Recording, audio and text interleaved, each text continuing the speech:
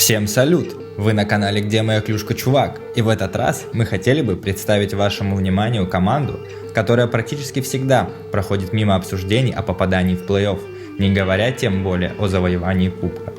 И как раз таки в данном разборе мы постараемся объяснить, что же не так с Аризоной Койотис, почему целую декаду им не везет и когда мы начнем видеть эту команду в плей-офф. Итак, поехали! Но перед этим не забудьте подписаться на канал и поставить лайк. Для нас это очень важно.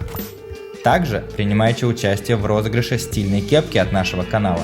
Для этого необходимо подписаться на сам канал и оставить комментарий, а все остальные условия вы найдете в описании. Ни для кого давно уже не является сюрпризом странная позиция койотов в НХЛ.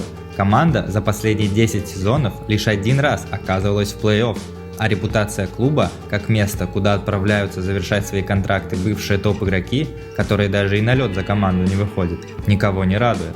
Но обо всем по порядку. Большой хоккей пришел в Аризону еще в конце 90-х, когда возникли финансовые проблемы у Winnipeg Jets. Реактивщики переехали в Южный штат и получили название Phoenix Coyotes. У команды был крепкий состав во главе с Китом Ткачуком и Джереми Ренником, и она на первых порах показывала неплохие результаты, регулярно попадая в плей-офф. Однако дальше первого раунда команда все равно не проходила, уступая гигантам того времени – Анахайму, Детройту и Колорадо. Перед началом сезона 99-2000 команда обменяла Твердовского в Анахайм и рассталась со старшим тренером Джимом Шонефельдом. Из-за разногласий по новому контракту весь сезон был вынужден пропустить бастовавший Николай Хабибулин. Несмотря на это, Койоты во главе со своим новым тренером Бобби Фрэнсисом заняли 6-е место в Западной конференции, набрав 90 очков за регулярку. Уже в следующем сезоне у команды появилась новая группа владельцев во главе с Уэйном Грецки, и после пролета мимо плей-офф был взят курс на омоложение состава. Ткачук уехал в Сент-Луис, Хабибулин в Тампу, а с Ренником контракт и вовсе не стали продлевать. Далее, в сезоне 2001-2002, псам из Феникса неожиданно для всех удалось попасть в плей-офф, в основном благодаря голкиперу Шону Бурку. В том сезоне он оформил 5 сухарей и принес команде 33 из 40 побед, закончив регулярку с коэффициентом надежности 92%. На плей-офф вратарской магии уже не хватило.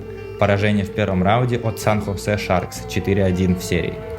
С этого момента и до сезона 2009-2010 клубу ни разу не удалось вступить в борьбу за кубок, несмотря даже на наличие Уэйна Грецки в качестве главтренера, руководящего командой с 2005 по 2009 год. Начиная с сезона 2009-2010, клуб преследует действительно злой рок, даже несмотря на попадание в плей-офф. В 2009 году клуб банкротится и переходит во владение лиги на следующие 4 года. Парадоксальным является тот факт, что именно в этот период, с 2010 по 2012 года, Койоты регулярно выходят в плей-офф, а в сезоне 2011-2012 умудряются доехать до финала конференции, уступив в нем будущему чемпиону Лос-Анджелес Кингс со счетом 4-1 в серии. Здесь становится ясно, что эти попадания в битву за кубок являются лишь продуктом везения и обновлением лиги. Происходит увеличение потолка зарплат, а звезды вроде Кросби, Малкина или Стемкоса еще только осваивались со спартанскими условиями в среде плей-офф. И уже с сезона 2012-2013 койоты перестают появляться в кубковой гонке, но наконец получают владельца и меняют название с Phoenix на Аризону Койотис. Теперь поговорим об одной из главных проблем клуба – отсутствие собственной арены. Да, псам постоянно приходится играть даже не в своем штате, что сильно сказывается на самоидентичности как фан-базы, так и самих игроков. Именно из-за этого койоты большую часть своей истории для всех были клубом, из которого хочется либо быстрее уйти, либо никогда в него не попадать, а единственной их пользой считались санитарные услуги для НХЛ. То есть команда принимала на себя контракты высокооплачиваемых игроков из других команд, которые по причине травм или других обстоятельств завершали карьеру. Но даже в этих условиях руководство команды не теряло надежд и стремилось к реабилитации хоккея в Аризоне. Со следующего сезона клуб решил кардинальным образом переломить ситуацию. Об этом говорят все действия менеджмента в межсезонье. Койотис больше не брали на себя плохие контракты и не раздавали своих игроков. Они сумели сохранить лидера команды Клейтона Келлера. Вокруг 25-летнего нападающего в минувшем сезоне набравшего рекордные 86 очков в регулярном чемпионате, планирует строить новую команду. Аризона очень прилично укрепила состав, подписав защитников Мэтта Дамбу, Шона Дурзи, Трэвиса Дермота и нападающих Джейсона Зукера, Александра Керфута и Ника Бьюкстеда.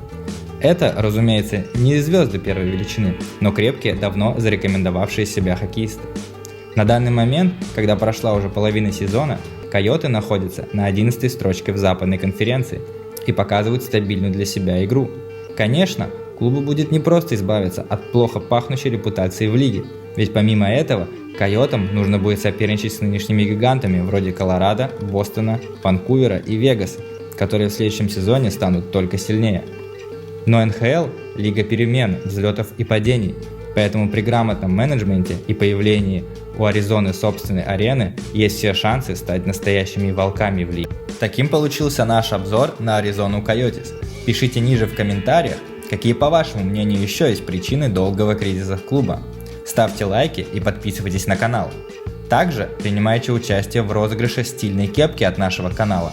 Для этого необходимо подписаться на сам канал и оставить комментарий, а все остальные условия вы найдете в описании. Всем хоккея, до скорого!